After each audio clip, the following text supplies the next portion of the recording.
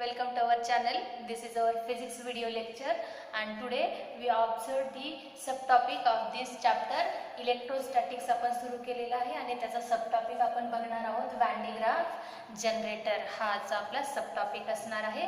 Here आज आपण बघतोय सीईटी एमएसटी सीईटी पार्ट 14 नंबरचा व्हिडिओ आणि हा आपला या चॅप्टरचा लास्ट टॉपिक असणार आहे. ओके, तर firstly we observe the construction of the Van de Graaff generator. Van de Graaff जनरेटरचं आधी आपण कन्स्ट्रक्शन लक्षात घेऊयात and then we observed the working of that Van de Graaff generator. This Van de Graaff generator is mainly used for the produce large energetic particle produce करण्यासाठी म्हणून आपण हा Van de Graaff generator इथं use करत असतो.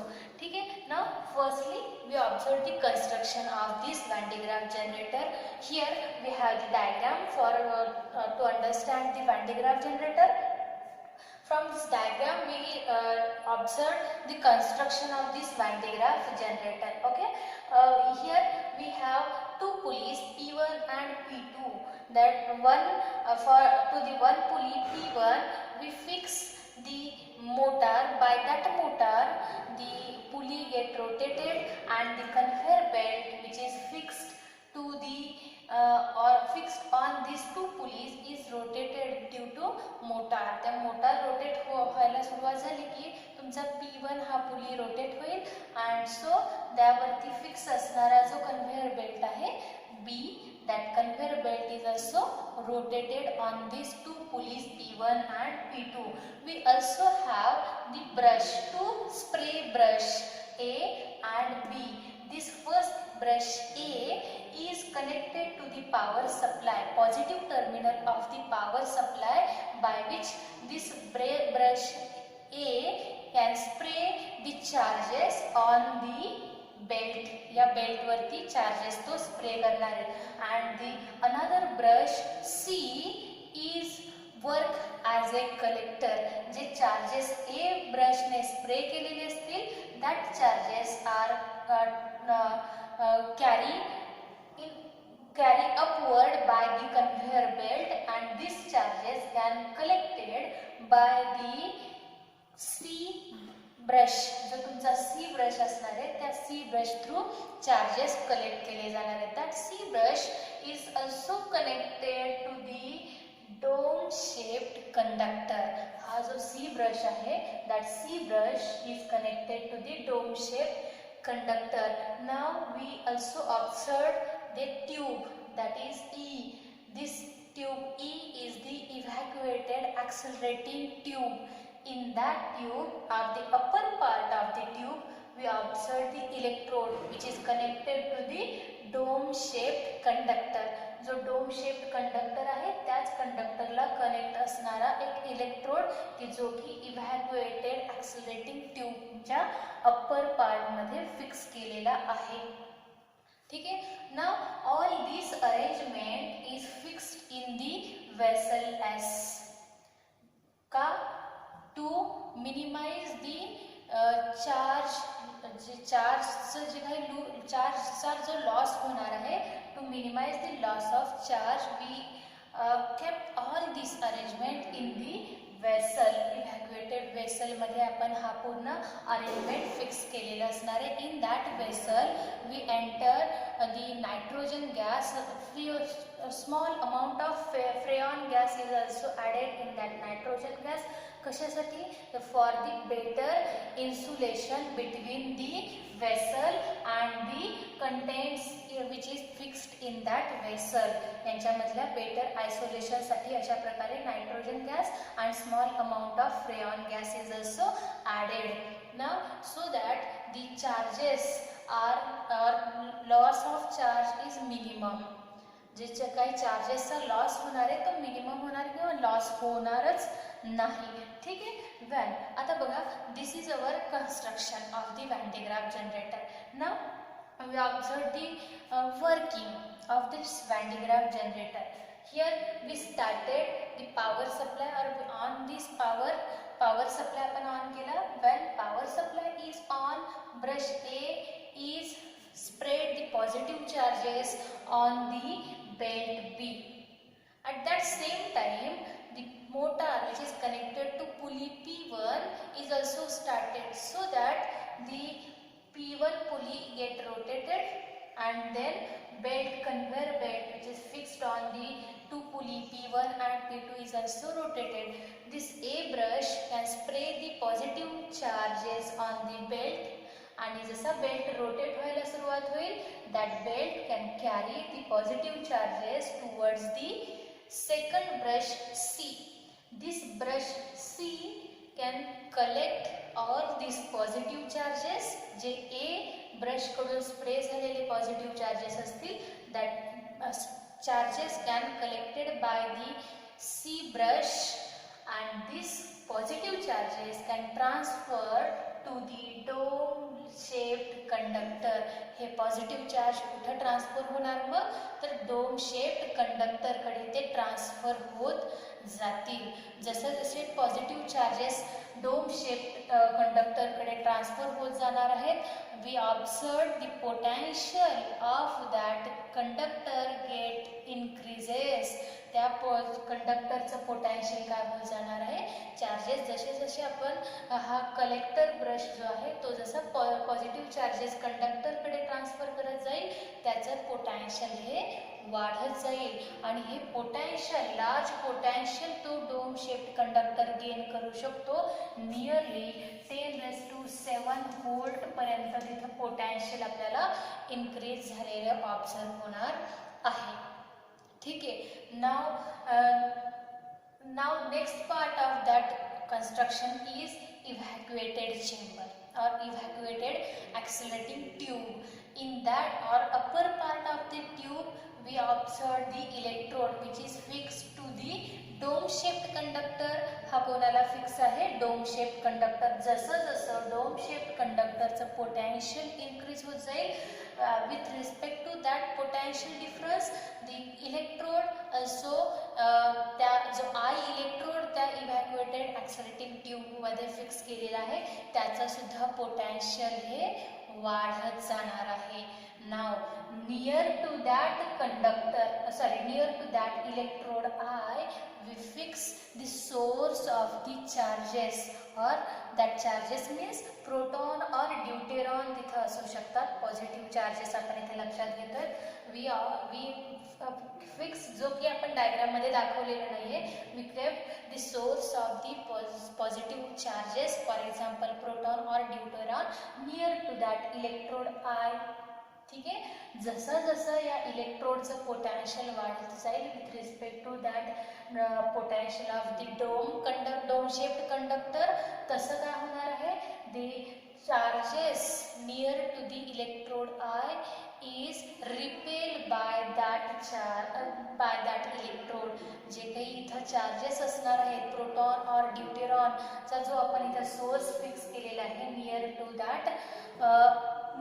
That electrode, तर त्या इलेक्ट्रोडचं जसं पोटॅन्शियल वाढत जाईल, due to corona discharge we observe the charges can repel by this electrode. या इलेक्ट्रोड कडून चार्जेस हे रिपेल होतील, and now the charges are travel in opposite direction. Charges काय होणार आहेत, या इलेक्ट्रोडच्या एक्झॅक्ट अपोजिट डायरेक्शन मध्ये ट्रॅव्हल करायला लागतील, and due to high fall in potential. इथं ज्यावेळेस असणारे पोटॅन्शियल हाय आहे, पण जसं याच्याकडून रिपल्शन होईल तसं इकडं पोटॅन्शियल कमी होत जाणार आहे. Due to high fall of potential that charges can gain large amount of energy. या चार्जेसला जे की या इलेक्ट्रोड कडून रिपेल झालेली असणार आहे, त्या चार्जेसला हाय एनर्जी गेन होईल. That energy gain by that charge is nearly 10 mega electron volt. जवळपास किती एनर्जी ते चार्जेस गेन करतील, that charges can gain the energy nearly 10 mega electron volt high energy gained by that charges.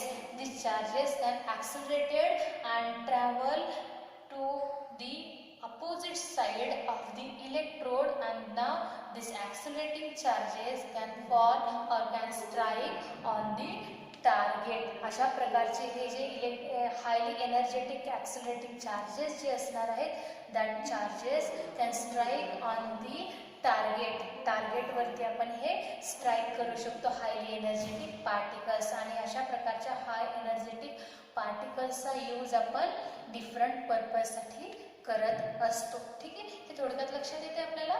Construction एकदम simple आहे.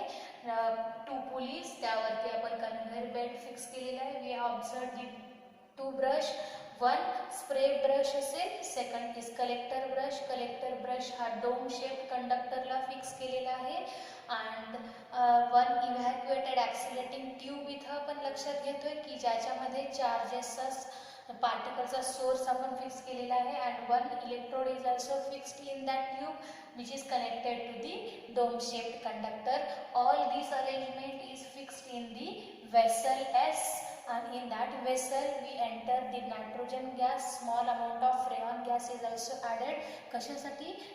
For the better insulation between the vessel, steel vessel, and the contents which is fixed in that vessel.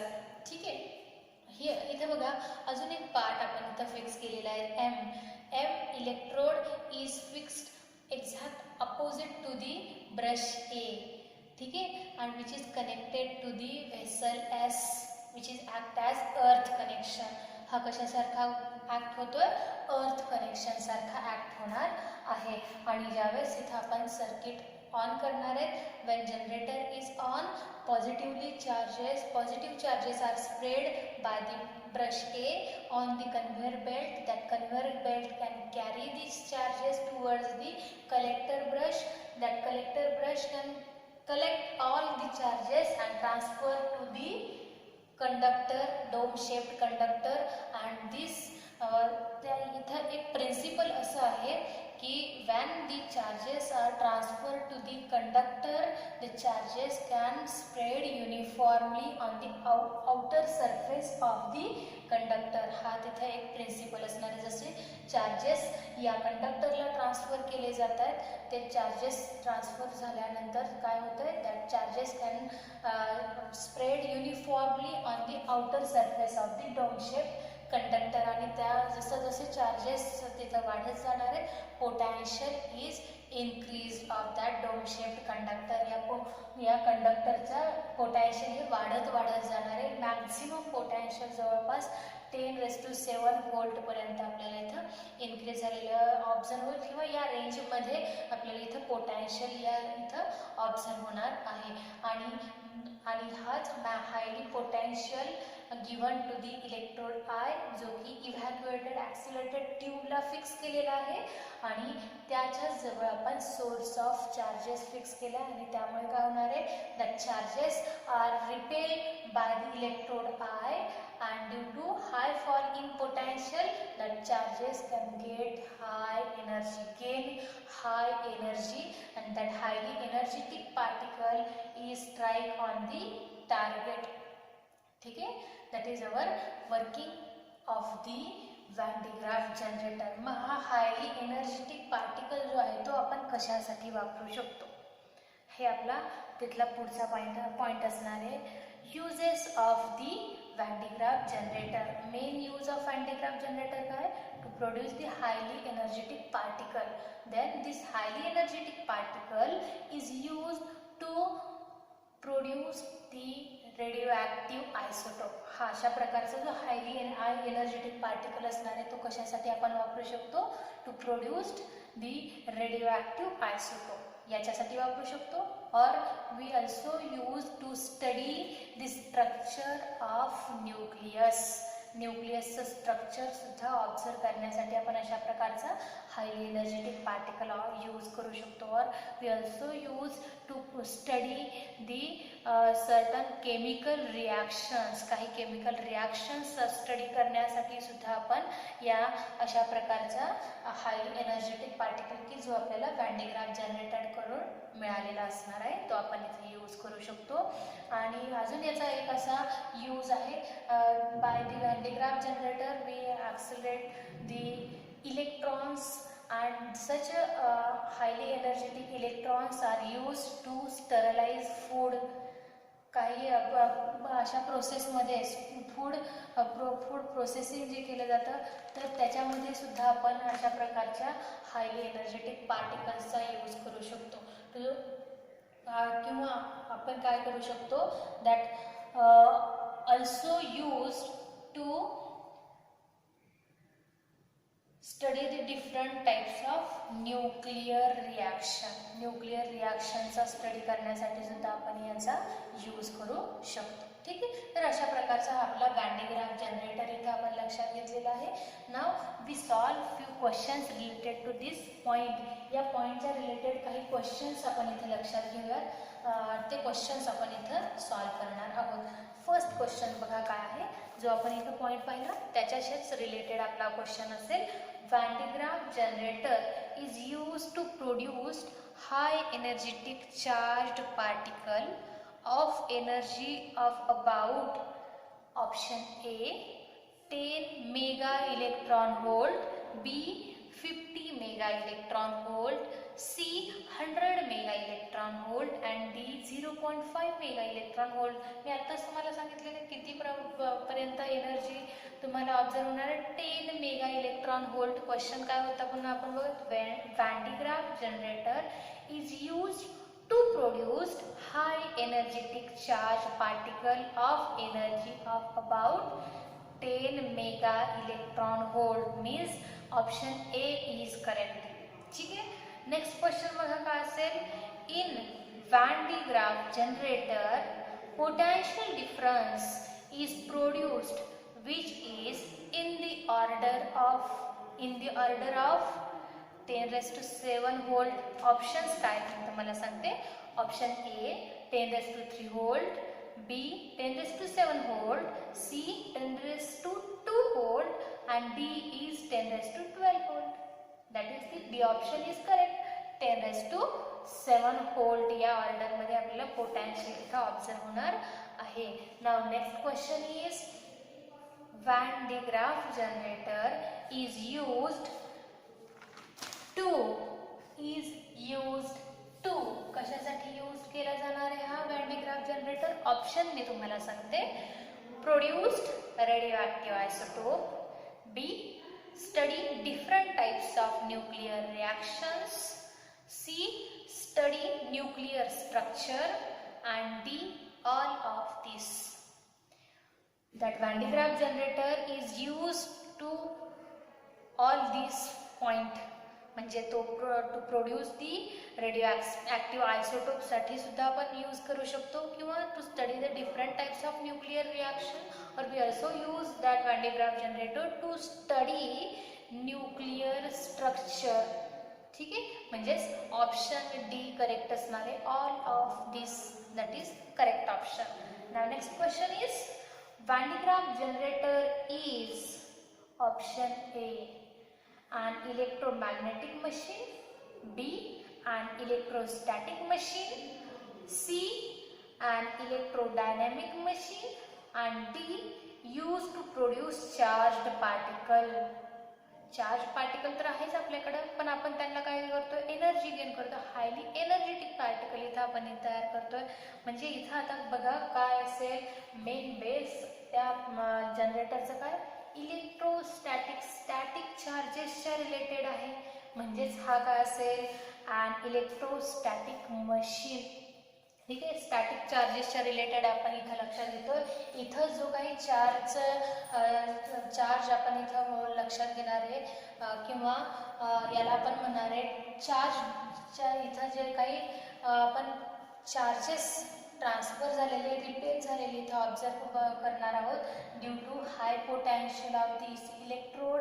इथं charges काय होतील इथं जो source आपण ठेवलेले आहेत त्या चार्जेस रिपेल होणार आहेत आणि त्यांना एनर्जी गेन होणार आहे ज्याला आपण म्हणतो कोरोना डिस्चार्ज. म्हणजेच इथं आपल्याला काय ऑब्झर्व होणार आहे इलेक्ट्रिकल चार्ज डिस्चार्जिंग आपल्याला इथं ऑब्झर्व होणार आहे ज्याला म्हटलं जातं कोरोना डिस्चार्ज. तर याच्या थ्रू आपल्याला इथं काय ऑब्झर्व होत आहे तर कोरोना डिस्चार्ज ऑब्झर्व होतोय आणि ते जे चार्ज आहेत ते स्टॅटिक चार्जेस आहेत, स्टेडी चार्जेस आहेत. ठीक आहे, त्यामुळे आपण हे जे मशीन असेल ते कसं असणार आहे, इलेक्ट्रोस्टॅटिक मशीन. स्टॅटिक चार्जेसवरती तो ऑपरेट होतो. So that is the electrostatic machine. Next question, 5th number question. In Van de Graaff generator, the process of spraying the charge is called process of spraying the charge. Charge spray होत आहेत, एकतर इथंही charge spray होणार आहेत आणि या electrode through जे repair होणार आहेत त्याच्या थ्रू सुद्धा चार्ज स्प्रे होणार आहेत. आणि या प्रकारच्या प्रोसेसला काय म्हटलं जातं असं विचारलेले. Option gases discharge, B corona discharge, C electron discharge, and D none of these. And that correct option is B, that is the corona discharge. जे काही charge or process of spraying the charges जे spray होणार आहेत त्या प्रोसेसला आपण म्हणणार आहोत corona discharge. ठीक आहे, that is the few questions related to Van de Graaff generator. Now we observed some more questions related to our previous points. जो आपण कॅपॅसिटर लक्षात घेतलेला आहे किंवा आपण गॉसेस थिअरम आपण पाहिलेला आहे, तर त्यावरती काही आपण इथं क्वेश्चन्स आपण रिव्हाइज करणार आहोत. ठीक आहे, तर नेक्स्ट क्वेश्चन असेल 6 नंबर क्वेश्चन. आपण इथे लक्षात घेऊया. क्वेश्चन नंबर 6 आपण बघतोय. क्वेश्चन असा आहे, 4 capacitors are connected as shown in figure. The equivalent capacitance between A and B. आपल्याला ही फिगर दिलेली आहे, यामध्ये 4 कॅपॅसिटन्स फिक्स केलेले आहेत. ए अँड बी या 2 पॉईंटमधला इक्विव्हॅलंट कॅपॅसिटन्स आपल्याला इथं फाइंड आउट करायचा आहे. बघा कसं फाइंड आउट करता येऊ शकतो. Here capacitor C1 and C2 both are parallel to each other, and C3 and C4 both are parallel to each other, and then these two parallel combinations are connected in series. हे दोन्ही parallel आहेत, हे दोन्ही parallel आहेत आणि हे parallel combinations मग series मध्ये आहेत. ठीक आहे, so firstly we find out the equivalent capacitance for this parallel combination, then for this parallel combination, and so in between A and B point मध्ये जो इक्विव्हॅलंट कॅपॅसिटन्स आपल्याला फाइंड आउट होणार आहे तो आपण इथं फाइंड आउट करूयात. कसं असेल बघा, CP1 म्हणूया त्याला, that is C1 plus C2 parallel combination and series combination आपण पाहिलेलं आहे. फॉर्म्युला आपण डिराइव केलेला आहे. पॅरलल कॉम्बिनेशन असेल तर आपण त्याची ॲडिशन करतो, C1 plus C2 plus C3 plus C4 and so on. आणि जर आपण सिरीज कॉम्बिनेशन घेतो तर काय होणार आहे, 1/CS equivalent to 1/C1 plus 1/C2 plus 1/C3 and so on. जे काही आपल्याकडे n नंबर ऑफ कॅपॅसिटर्स असतील त्यासाठी आपण हे इथे लक्षात घेणार आहोत. So for first combination, first parallel combination काय असेल, 20 plus 20 that is 40 microfarad capacitance. Then for C3 and C4 याला आपण म्हणूया CP2 that is C3 plus C4. इथे असेल 20 प्लस 20, तेवढेच दिलेले आहेत ना आपल्याला. 4 capacitor each have same capacitance 40 microfarad. So we observed CP2 is 40 microfarad. Now this both combination, first parallel combination and second parallel combination is connected in series. So this we apply this series combination formula, 1/CS equivalent to 1/CP1 plus 1/CP2. That is our formula. We substitute the values, ज्या values आपल्याला इथं find out झालेल्या आहेत, that is written as such. CS equivalent to काय असेल, CP1 into CP2 upon CP1 plus CP2. Reverse केले आपण, simple formula आपण सिम्प्लिफिकेशन केलेलं आहे. नाव CS equivalent to values substitute for us 40 into 40 divided by 40 plus 40. बरोबर आहे. आणि कॅल्क्युलेशन करून काय येईल इथं 600 1600 आणि इथं काय होईल 80. So 0 0 get cancelled. 20 microfarad option आहे का आपल्याकडे? Option is D. Correct option काय असेल? डी ऑप्शन असणार आहे. Now next question number 7 number question आपण लक्षात घेऊया. काय आहे बघा? Two capacitors of capacities 1 microfarad and 4 microfarad are connected in series with battery of 200 volt. The voltage across them are in the ratio of voltage across them. Find out करायचा आहे. त्याच्यामधला ratio find out करायचा आहे आपल्याला. तो कशा पद्धतीने find out करता येईल बघा?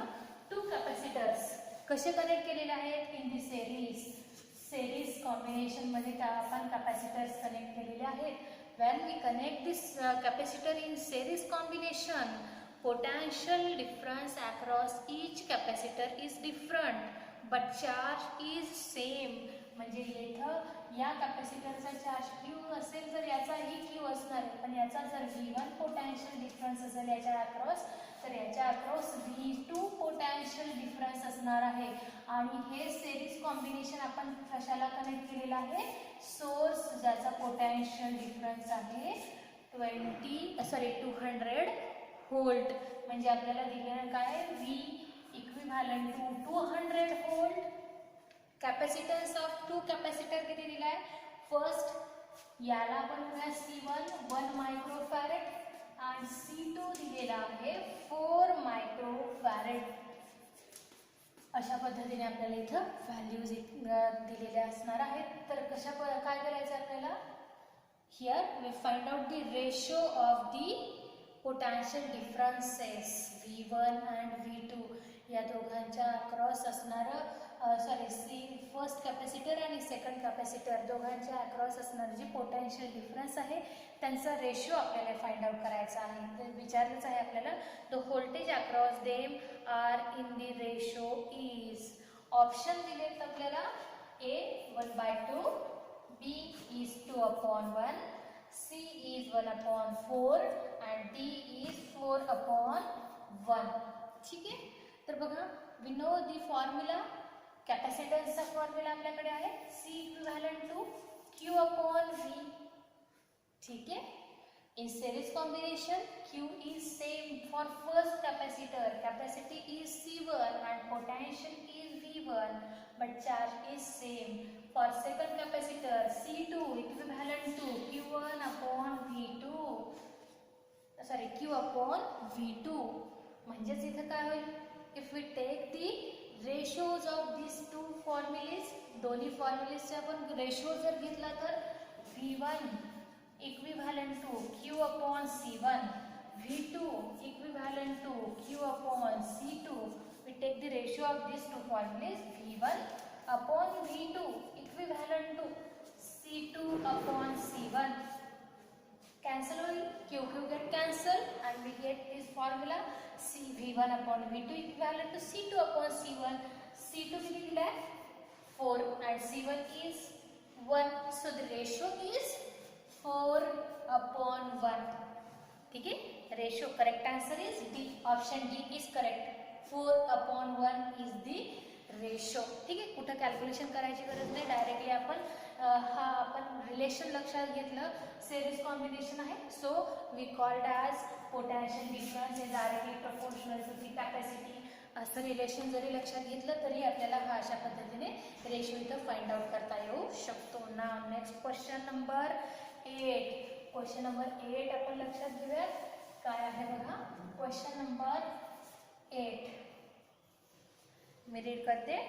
Capacity of a capacitor is 48 microfarad when it is charge from 0.1 coulomb to 0.5 coulomb. Charge in energy stored, change in energy stored is. Energy stored आपल्याला इथं फाइंड आउट करायचं आहे. Change in energy find out करायचं आहे. Options काय दिलेत ते बघूयात आपण. ऑप्शन्स आपल्याला दिलेले आहेत. Options R first 2500 joule, B option 2.5 into 10 raised to minus 3 joule. C option 2.5 into 10 raised to 6 joule. And D option is 2.42 into 10 raised to minus 2 joule. That are the options. काय सांगितलेलं आहे? The capacity of the capacitor is C is equivalent to 48 microfarad. आणि charges काय होत आहेत? when it is charged from charge Q1 किती आहे? 0.1 coulomb to 0.5 coulomb.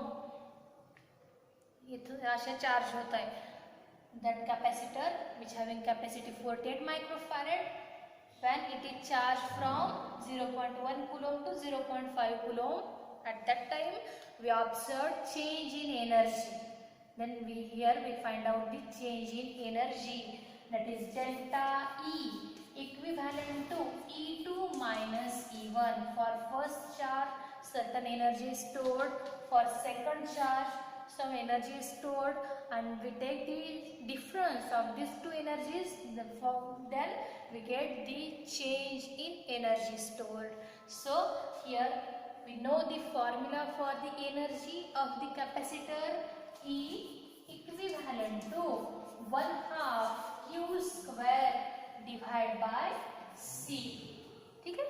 हा आपला फॉर्म्युला आपल्याला माहिती आहे. Now by using this formula काय येईल बघा? For E1 and for E2 charges is Q1 and Q2. So 1/2 Q2 square upon C minus 1/2 Q1 square upon C. E1 आणि E2 साठी हे दोन फॉर्म्युलेज असणार आहेत. यावरून आपल्याला ते मिळतील. हे आपण सबस्टिट्यूट केले. इथं आपल्याला कॉमन काय दिसतंय? 1/2 C. 1/2 C. ठीक आहे? हे व्हॅल्यू 1/2 C हे आपल्याला कॉमन दिसतंय. काढूयात आपण ते कॉमन. ओके, बघा काय मिळेल? Delta E equivalent to 1/2 C into Q2 minus Q1 square आहे दोघांचाही. ठीक आहे, कॉमन घेतलं. ब्रॅकेटमध्ये फक्त आपल्याला काय मिळालेलं आहे? Q2 square minus Q1 square. Value substitute करूया. 1/2 C is 48 microfarad means 10 raised to minus 6 into bracket Q2 किती आहे?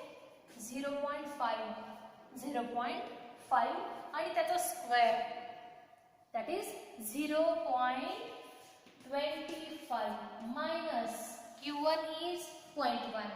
0.1 चा स्क्वेअर आपण घेतला, that is 0.01. सबट्रॅक्शन करूया.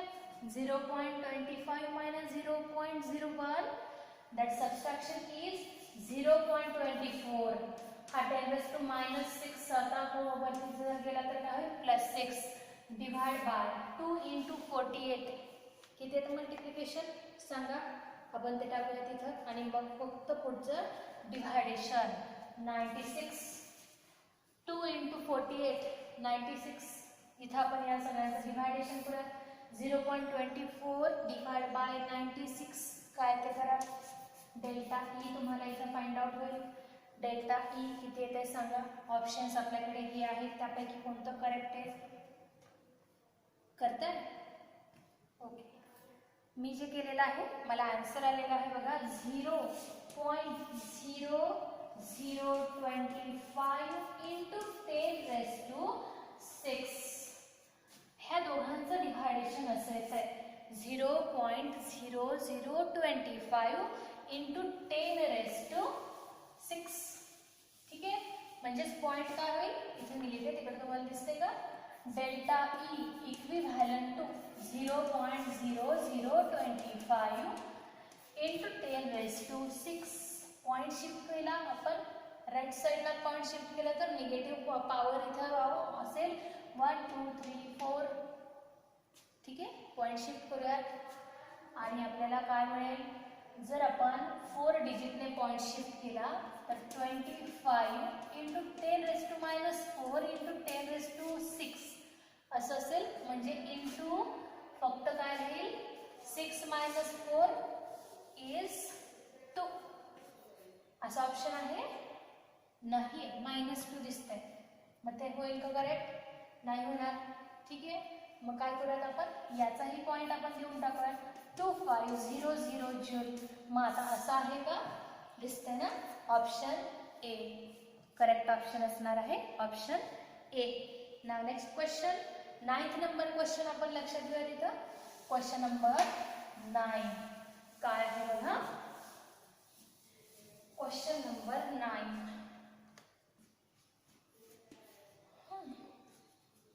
Two identical capacitors are first connect in series and then in parallel. पहिल्यांदा two identical capacitor आहेत, both here we considered both having capacity C. ठीक है, firstly connected in parallel, firstly connected in series and then parallel. The difference between their effective capacities is 3 microfarad. ज्यावेळेस series मध्ये connect केलेला होता capacitance असेल CS आणि parallel connect केला CP असं म्हणूयात, आणि त्यांच्यामधला डिफरन्स किती आलेला आहे 3 मायक्रोफॅरेड. ठीक आहे, the capacity of each capacitor is, तर मग प्रत्येक कॅपॅसिटरची कॅपॅसिटी किती असेल. Here firstly we considered each capacitor have capacity C, आणि मग जर series मध्ये आपण जोडतोय तो capacitor identical capacitor connected in series, firstly कसे कनेक्ट केलेले आहेत series, म्हणजे 1/CS equivalent to 1/C plus 1/C. Okay, means 1/2C. Okay, 1/2C नाही, 2/C. ठीक आहे, मी CS काय मिळेल तुम्हाला C/2.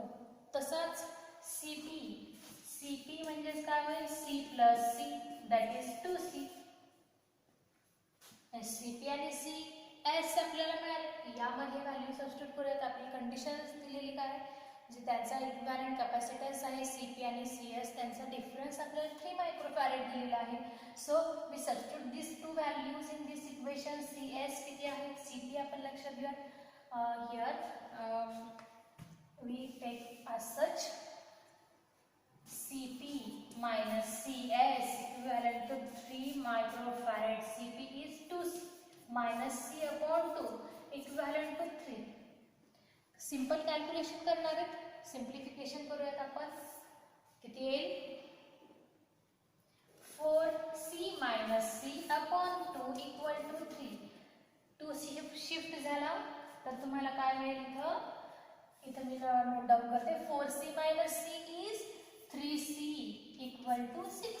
So C equivalent to 6 divided by 3.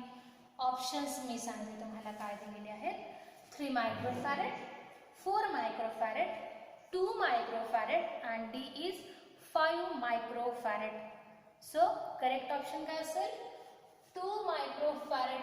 Means option number C is correct. Option कोणतं करेक्ट असणार आहे, C करेक्ट असणार आहे. Here we observe the 9th number example. Now we observe the example number 10. 10th number example आपण लक्षात घेऊया. Here example is as such: a force of 2.25 Newton. 10th number example लक्षात घेतो आपण. Force of 2.25 Newton act on a charge of 15 into 10 raised to minus 4 coulomb. The intensity of the electric field at the point is, intensity E find out करायची आहे आपल्याला. Force सांगितलाय, force equivalent to 2.25 newton and then the charge Q किती दिलेला आहे 15 into 10 raised to minus 2 coulomb. So intensity, we know the relation, that is E equivalent to F upon Q. Value substitute करूयात. Force is 2.25 divide by 15 into 10 raised to minus 2. Division 10 raised to minus 2 shift करूयात. 2.25 divide by 50 into 10 raised to 2. Division काय येते बघा. Option दिलेले आहेत आपल्याला.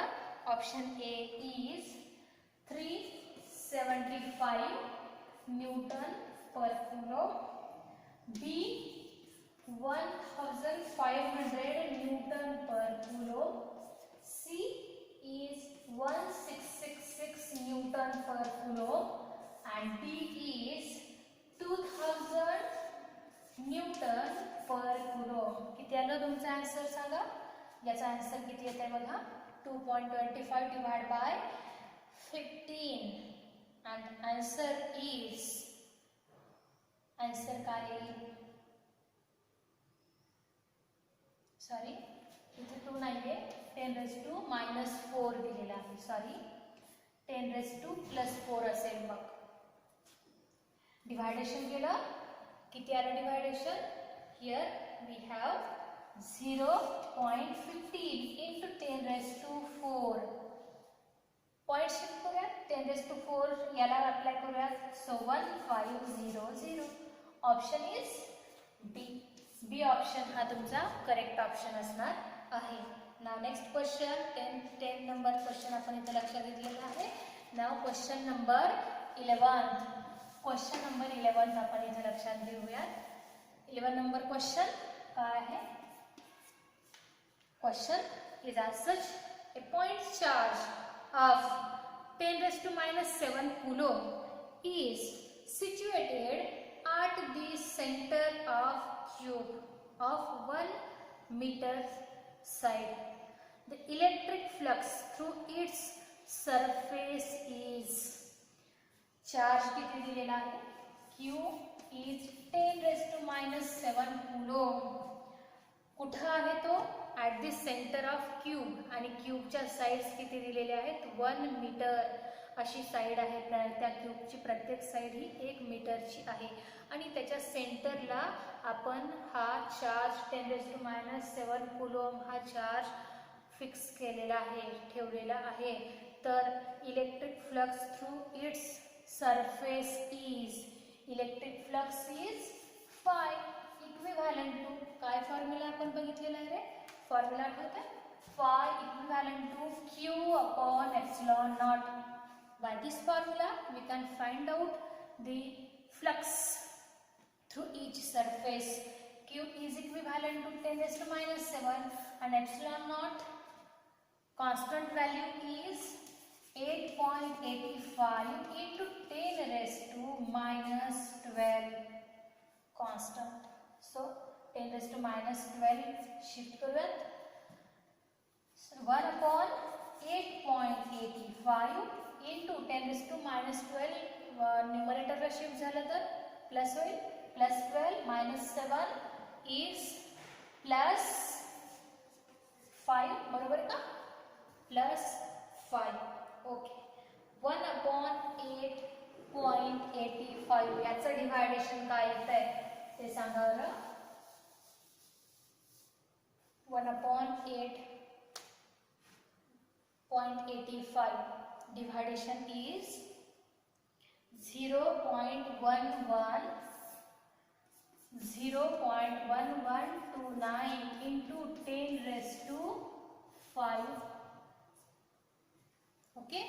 Options काय दिलेत बघूया.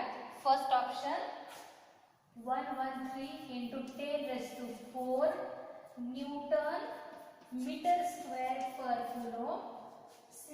बी option 11.3 into 10 raised to 4 newton metre square per coulomb. C option 1.13 into 10 raised to 4 Newton meter square per coulomb and D option is 22 into 10 raised to 4 Newton meter square per coulomb. So correct option काय असेल इथं. Point shift करूयात आपण. 1.139 आहे त्याचा आपण इथं एक ऍड केलेला आहे. 1.13 into 10 raised to 4, that is the flux.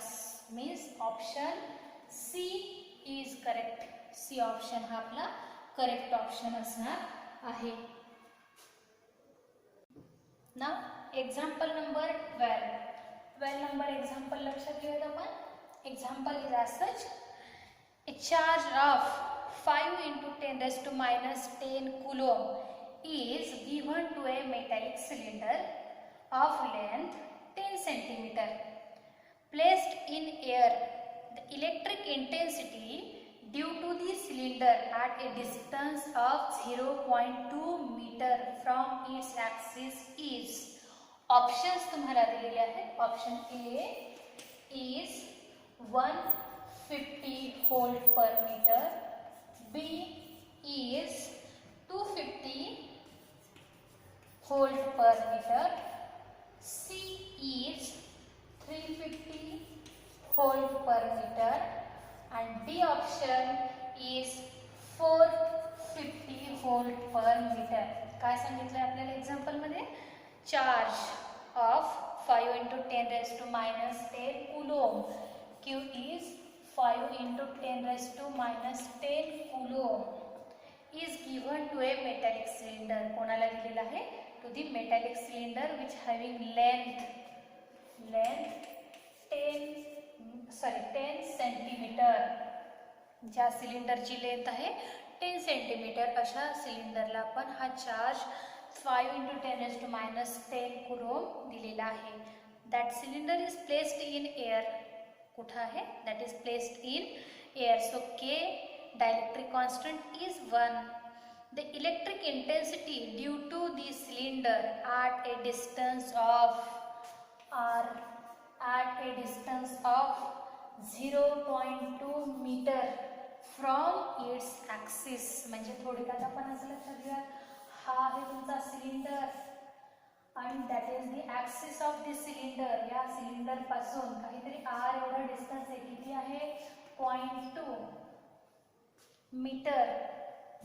ह्या r या पॉइंट आहे. इथं आपण शोधतोय इलेक्ट्रिक इंटेन्सिटी. याची पूर्ण लेंथ किती दिली आहे? 10 centimetre.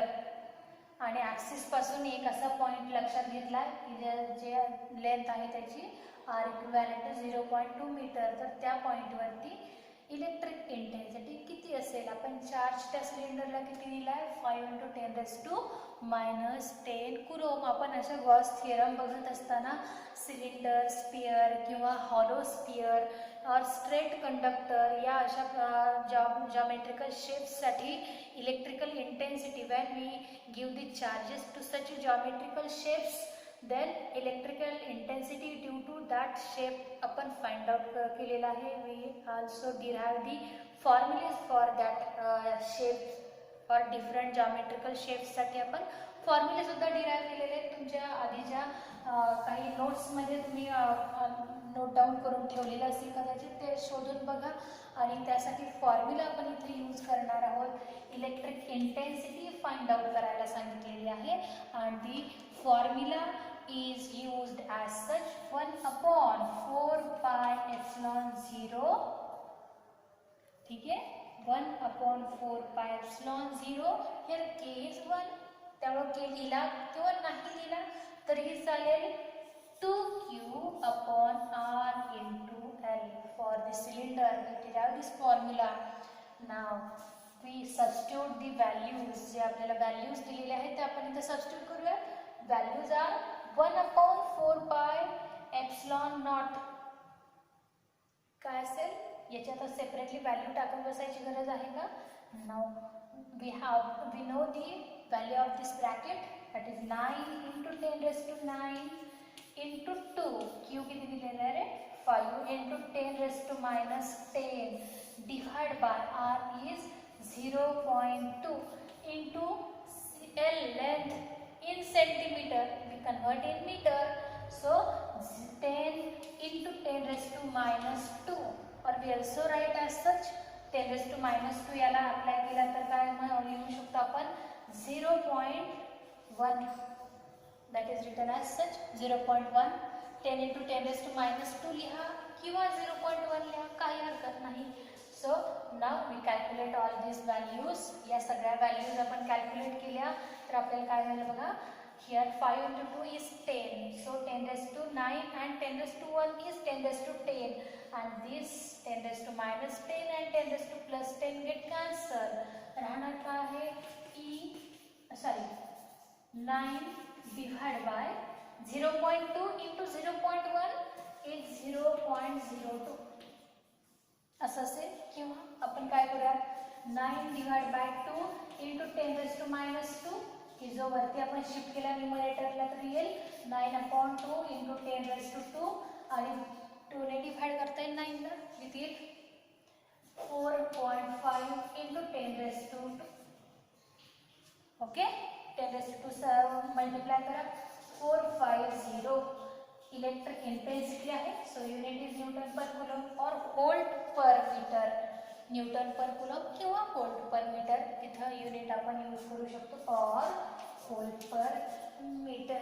So correct option is option number D. D is correct option. Now next question, 13th number question. Question number 13 काय आहे बघूयात आपण. Question is as such: a hollow metal sphere of radius 5 cm is charged such that the potential on its surface is 10 volt.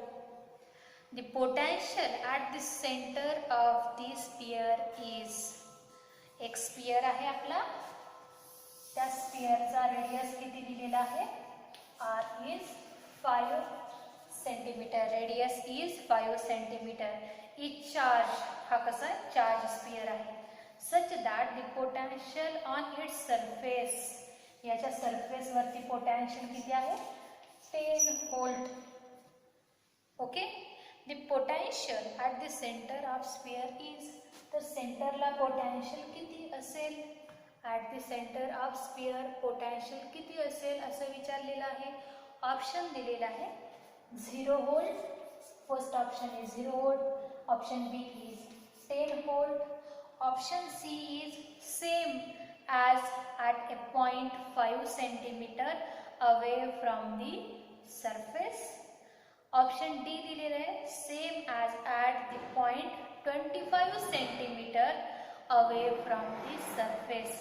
5 cm away from the surface वरती, या surface पासून 5 cm वरती जेवढा काही पोटेन्शियल असेल तेवढं पोटेन्शियल या सेंटरला असू शकतं, असा सी ऑप्शन आहे.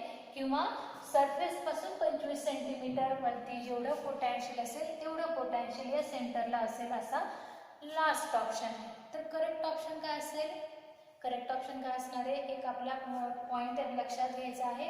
आपण एक पॉइंट इथं बघितलेला होता, जर आपण स्पियर घेतोय आणि त्या स्पियरवरती तुम्हाला पोटेन्शियल ऑब्झर्व झालं 10 व्होल्ट, तर त्या that surface is equidistance और at the same distance from the centre.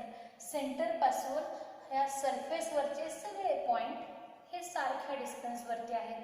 म्हणजे जो सरफेस आपण लक्षात घेतो त्या स्पियरचा, दॅट इज इक्वल सरफेस असणार आहे, आणि त्या सरफेसवरती जे पोटेन्शियल असेल दॅट इज सेम.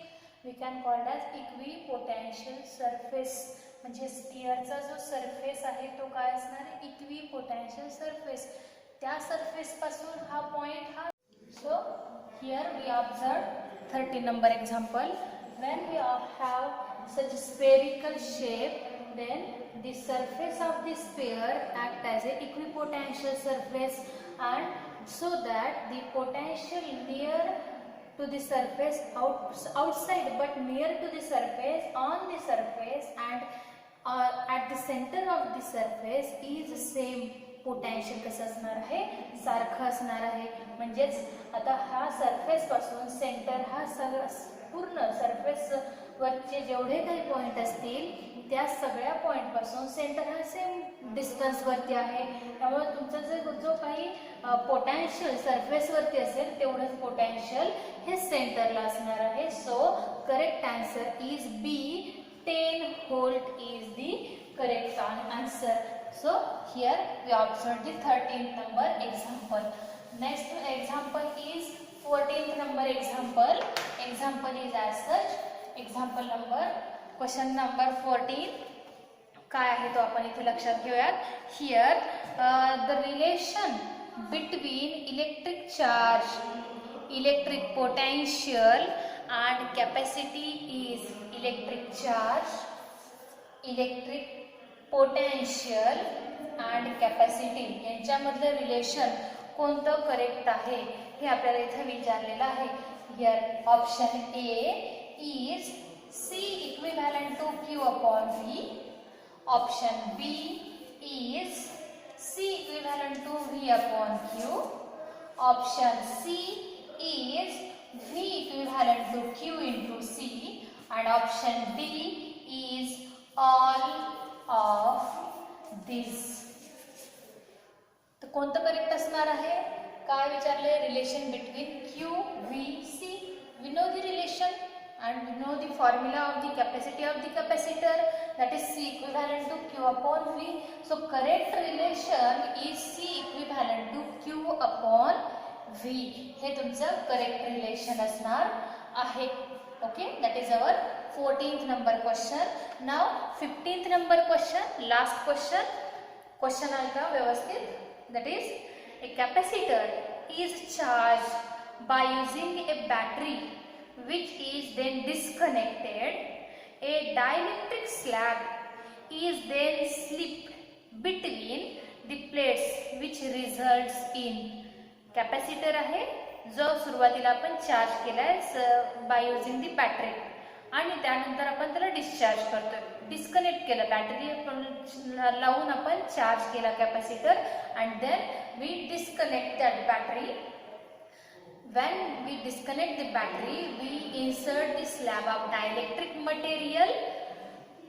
ज्या वेळेस अशा प्रकारे डायलेक्ट्रिक मटेरियलचा स्लॅब आपण त्या दोन प्लेट्स मध्ये इन्सर्ट करणार आहेत तर त्यावेळी त्या कॅपॅसिटीमध्ये किंवा चार्जमध्ये किंवा जे काही पोटॅन्शियल आहे त्यामध्ये काय चेंजेस होणार आहेत. म्हणजेच थोडक्यात त्यांनी विचारलेलं आहे a dielectric slab is then slipped between the plates which results in. त्यामुळे असा डायलेक्ट्रिक स्लॅब जर आपण मध्ये टाकला तर मग काय आपल्याला ऑब्झर्वेशन मिळेल असं त्यांनी आन्सर विचारलेलं आहे. ऑप्शन्स काय आहेत बघा. A reduction of charge on the plates and increase of potential across the plates. Charge increase होणार तर पोटॅन्शियल इन्क्रीज होणार आहे. चार्ज रिड्यूस होत आहेत आणि पोटॅन्शियल इन्क्रीज झाले असं म्हटलं म्हणजे हे रॉंग ऑप्शन असणार आहे. ए ऑप्शन रॉंग असेल. बी ऑप्शन काय सांगितलं आहे?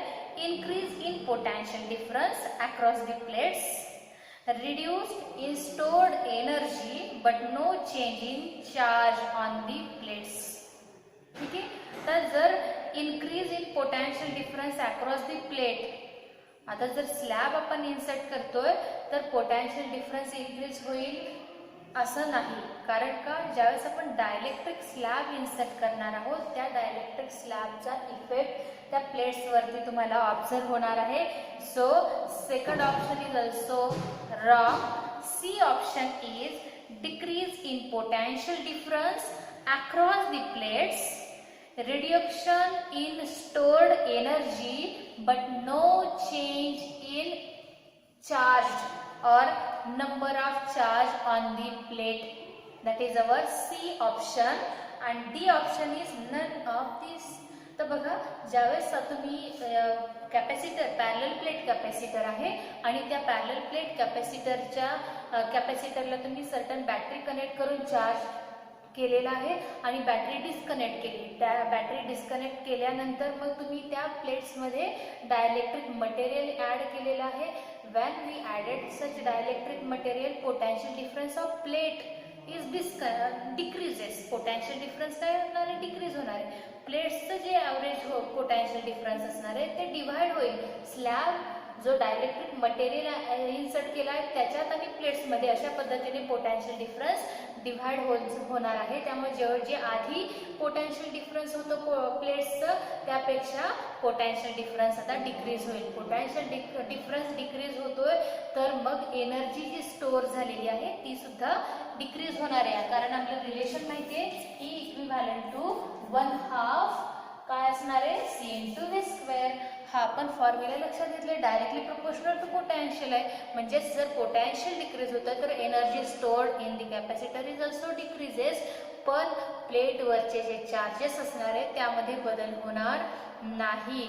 तशाच प्रकारे ड्यू टू पोलरायझेशन आपल्याला स्लॅबवरती सुद्धा चार्जेस अक्युमुलेट झालेले ऑब्झर्व होतील, बट प्लेट्सवरचे चार्जेस हे आहेत तेवढेच राहणार आहेत. So the C option is correct here.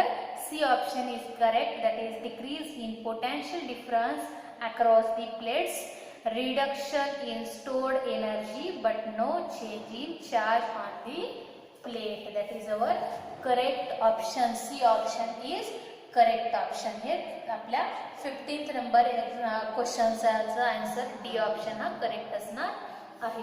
Okay student, इथं आपण टोटल एक आपण आजचा पॉइंट आपला होता व्हॅन डायग्राम जनरेटर, तो आपण इथं डिस्कस केलेला आहे आणि त्यावरचे काही क्वेश्चन्स आपण इथं सॉल्व्ह केलेले आहेत. आणि जे आपण प्रिव्हियस व्हिडिओजमध्ये जे पॉइंट आपण डिस्कस केलेले आहेत, जसं कॅपॅसिटर असेल, गॉस थिअरम असणार आहे, किंवा पोटॅन्शियल एनर्जी, इलेक्ट्रिक पोटॅन्शियल असेल तर यावरचेही काही आपण, इलेक्ट्रिक इंटेन्सिटी असेल तर यावरचेही काही आपण क्वेश्चन्स इथं सॉल्व्ह केलेले आहेत. ओके स्टुडंट, इथं आपण स्टॉप करणार आहोत. आपला इथं हा CETचा